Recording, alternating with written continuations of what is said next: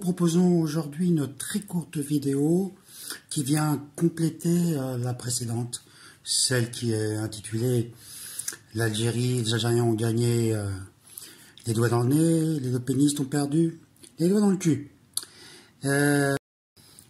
Nous avons vu dans une vidéo qui a été publiée très récemment, faite par un certain David Perrotin. Nous allons vous donner les liens pour que vous puissiez la voir vous-même. Elle dure, je crois, 4-5 minutes, pas plus. Une vidéo dans laquelle il est montré que des députés de la droite, c'est-à-dire les Républicains, se sont livrés à de la propagande néo-AS, propagande anti-algérienne. Dans la vidéo que nous avons fait, nous avions largement montré la chose, et en particulier, nous étions concentrés surtout sur les crapules du Rassemblement national. La vidéo en question là, que vous pouvez visionner, de ce David Perrotin, est une vidéo qui est plutôt faite sur dans le thème, disons, journalistique, quoi, sur la question de ce qu'il appelle les fake news, c'est-à-dire des fausses informations. Or, évidemment, c'est pas ça le plus intéressant, c'est même le moins intéressant, parce qu'évidemment, il ne s'agit pas de fake news. Pour ceux qui mentent délibérément la néo-AS, c'est pas des fake news, c'est de la propagande anti-algérienne, de la propagande néo-OAS. Elle est parfaitement assumée. D'ailleurs, comme vous pouvez le voir dans la vidéo, même lorsqu'on leur montre qu'ils sont trompés, ben, ils persistent et signent. Bon, c'est de la propagande. Donc le thème du fake news est strictement sans intérêt. Hein. Ce qui importe, c'est le contenu politique et idéologique de la vidéo. Nous allons écouter maintenant les morceaux choisis, les plus intéressants de cette vidéo, et nous allons ensuite très rapidement les commenter. J'ai tweeté parce que je me suis basée sur un article de presse guinéen. D'abord, j'ai été appelée par des amis africains. Mais est-ce que c'est le rôle d'un député de publier des fausses informations, et en l'occurrence... Ces informations sont fausses, aujourd'hui c'est vous qui le dites. Mais puisqu'aujourd'hui elle sait que ses tweets sont erronés, elle va les effacer. D'accord, mais du coup vous allez laisser votre tweet. Que je l'efface ou pas, de toute façon, l'information elle ne disparaîtra pas des réseaux sociaux. Oui, mais elle est encore relayée aujourd'hui. Ça ne vous dérange pas d'accuser des supporters algériens? Vous allez la relayer encore une fois. Bah, nous on va avec la vérité des faits. Avec la vérité des faits, parce que vous détenez la vérité. On a aussi croisé Nicolas Dupont-Aignan, député de Debout la France. Vous avez relayé un tweet de votre parti. C'était très mesuré le tweet. Laissant quand même penser que c'était le fait de supporters algériens. Ce qui a été dit par la presse. Et on a bien dit qu'il fallait que tout soit vérifié, etc. Mais on a quand même... Est-ce que c'est pas mettre de l'huile sur le feu? Vous en savez d'ailleurs. Sur le moment, non. Personne n'a mis l'huile sur le feu dans cette affaire. Mais est-ce que dans notre pays, quand il y a 2 morts à la suite d'une victoire, c'est normal? Il y a eu cette femme dont on a peu parlé à Montpellier. Quand il y a 2 morts à la suite d'une victoire... 2 morts? En fait, Nicolas Dupont-Aignan relaie là une deuxième intox qui a été massivement répandue. Un chauffard a bien renversé une famille à Montpellier le 11 juillet dernier, après la victoire de l'Algérie en quart de finale. Une mère de 42 ans a été tuée sur le coup et son enfant de 1 an a été gravement touché. Mais le suspect interpellé est franco-marocain et les premiers éléments de l'enquête laissent penser qu'il n'était pas supporter de l'équipe d'Algérie et qu'il roulait trop vite. Là, c'est un franco-marocain, la personne qui est... Je ne regarde pas la nationalité des gens, moi je ne fonctionne pas en fonction des origines. Oui, mais vous faites un lien avec des supporters algériens. C'est ce qui s'est passé, vous savez bien ce qui s'est passé. Mais non, justement, ce qui s'est passé, c'est pas ce qui s'est passé. Parce qu'ils n'étaient pas supporters. Qu'est-ce que vous en savez? Qu'est-ce que vous en savez? En tout cas, moi ce que je vous dis... Et du coup, ça vous dérange pas de partager des... 2 morts sur des moments graves, parce que l'ordre public n'a pas été respecté dans le pays. Moi, ce que je demande, c'est que la loi soit respectée. Mais et tout le monde ira mieux. Pourquoi vous faites le lien? Vous quittez l'interview? Mais Nicolas Dupont-Aignan n'est pas le seul à relayer cette intox. On a aussi interrogé Damien Abad, vice-président du Parti des Républicains. Et alors qu'on l'interroge sur les célébrations de l'équipe d'Algérie, il tente ni vu ni connu de nous relayer cette même intox. C'est à la fois la qualité footballistique de cette équipe algérienne qui doit le respect, de ce peuple algérien qui s'est bien tenu, notamment chez lui, et dans le même temps ces débordements qui sont inadmissibles, qui ont porté atteinte à l'état de droit. On a eu un mort à Montpellier, on a eu un mort à Montpellier. Vous dites qu'il y a eu un mort à Montpellier, mais est-ce que c'était le fait d'un supporter algérien ou pas? Écoutez, ça c'est l'enquête après qui le déterminera. Ce que je dis simplement aujourd'hui, c'est qu'il ne faut... Parce que là, vous l'avez lié à... Ce qu'il ne faut, c'est ni stigmatiser, ni minimiser. Alors dans le passage que nous venons de vous montrer, c'est le passage le plus intéressant. Il y avait également, l'auteur de la vidéo parle également d'un député, monsieur Larrivé, qui n'est arrivé à rien d'ailleurs, parce qu'il n'a pas répondu aux questions, il a préféré se sauver. Bon, mais enfin, sur la base de ce que nous avons là, on peut faire les remarques suivantes. La plus intéressante des interventions est celle de la députée Valérie Boyer et celle également de monsieur Dupont-Aignan, Dupont-Gnagnan, comme l'appellent les souverainistes, Dupont-Gnagnan. Celle de monsieur Damien Abad, ouais, bon, presque inintéressante, quoique faisant partie de la Somme, hein, étant orienté politiquement, idéologiquement comme les autres. Mais commençons par la Valérie Boyer, parce que nous trouvons que c'est quand même la plus intéressante. Qu'est-ce que dit cette députée? Elle dit que elle aurait consulté, ses amis africains l'auraient prévenu. Ils ont des amis africains, hein. C'est pas ses amis bougnoules, hein, ses amis africains. Et ensuite, elle aurait lu un journal, je suppose, un article de la presse guinéenne. Waouh! Il a lu un journal guinéen en France. Eh ben, dis donc, on n'arrive même plus à trouver les journaux algériens en France. Je ne sais pas si vous avez fait l'expérience, mais de plus en plus difficile. Alors, les journaux guinéens, franchement, c'est vraiment une plaisanterie. Enfin bref, qu'est-ce que dit cette dame? Elle dit que des supporters, on lui serait revenu aux oreilles par ses amis africains, qu'une horde de supporters algériens aurait attrapé, passé à tabac et finalement laissé pour mort le malheureux monsieur Mamadou Barry, qui a été tué à Rouen. Et donc, parce que les supporters algériens auraient pensé que c'était un Sénégalais. Donc, les Algériens couraient dans les rues, partout, pour essayer de attraper un Sénégalais pour le lyncher.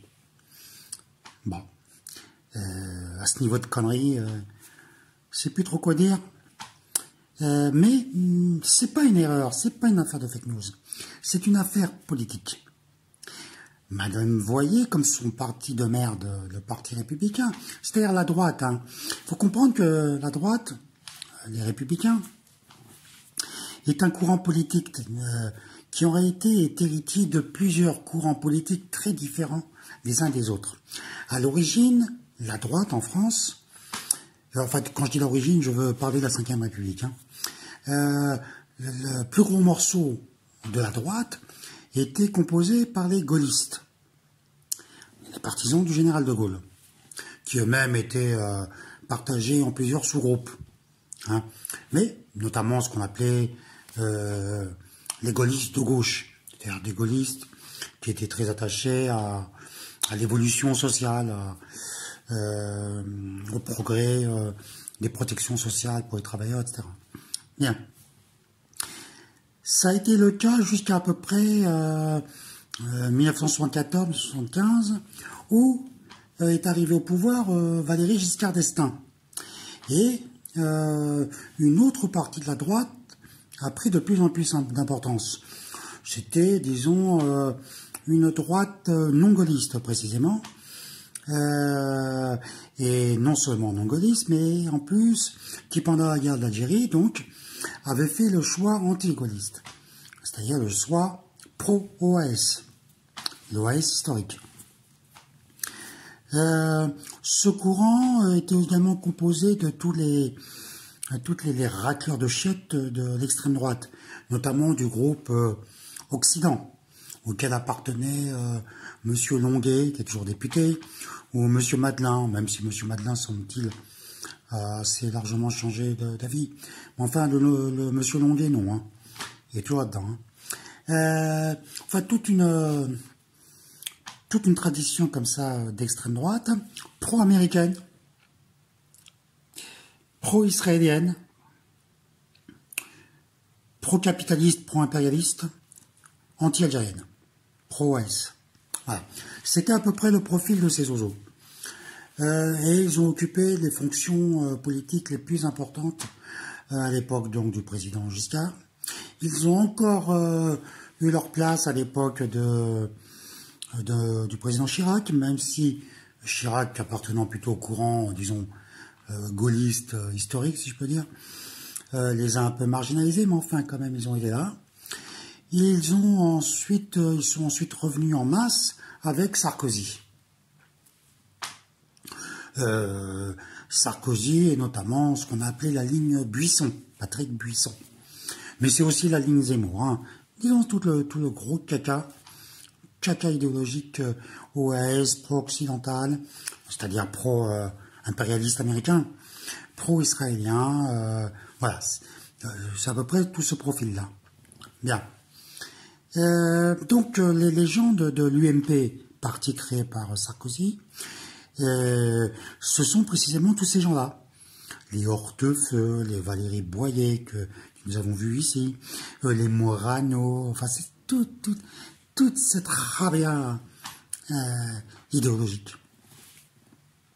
Bon, alors qu'est-ce que je reviens un peu sur cette Valérie Boyer. Donc elle dit des Algériens auraient agressé, auraient pris ce monsieur Mamadou Barry, ce malheureux monsieur Mamadou Barry, pour un supporter sénégalais, donc l'aurait lynché et l'aurait tué. Bon, évidemment, c'est un mensonge de chez mensonge, mais ça n'a aucune importance.